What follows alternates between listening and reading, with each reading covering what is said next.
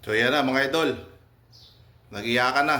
Iyakan na si Kong Abante. Nawala na yung tapang niya sa Quadcom. Sobrang tapang na ito pero ngayon umiiyak na. Ano Kong Abante? Ramdam na ba yung hindi nire-respeto at babastusin? Di ba? Kung ano yung nararamdaman mo ngayon, sa tingin mo na binabastos ka at hindi ka nire-respeto, iyan din yung nararamdaman ng pamilya Duterte. Di ba? At saka yung mga pinapatawag nyo dyan sa Quadcom na binabastos nyo, na hindi nyo ginagalang, hindi nyo nire-respeto. Labas mo na yung tapang mo, huwag kang mag-iyakin ng ganyan. Halatang halatang sa Quadcom ka lang matapang. Sa Quadcom ka lang magaling kasi lahat kayo kakampi mo yun doon eh. Ngayon, gantihan mo na lang yan si Sara sa mga sinasabi niya sa'yo. Diba? Ramdam mo na yan na yung ganti.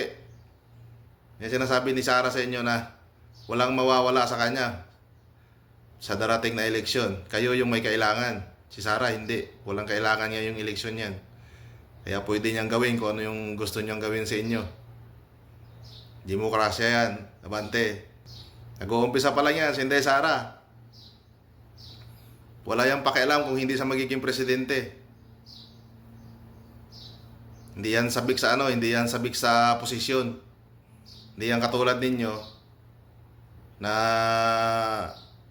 kapit tuko dyan sa Congress. Nandyan yung pera maraming pera dyan Yan yung mga Duterte, walang pakialam yan sa pera. Kaya galingan mo pa sa pangampanya para hindi ka matalo.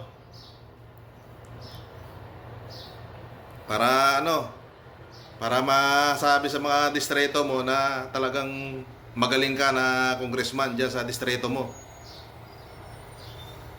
Yung may paninindigan ka. Pakita mo sa mga distrito mo na kayang-kaya mong manalo. Dahil alam mo kung may ginagawa ka talaga dyan sa distrito mo, kahit sino pang manira sa'yo, kahit sino pang kumalaba dyan sa'yo sa distrito mo, hindi ka iiwanan ng tao. Talagang ibubuto ka. Magaling ka na congressman Kung may ginawa ka maganda dyan sa distrito mo, huwag ka matakot na matalo. Kahit sino pang manira sa'yo, abante.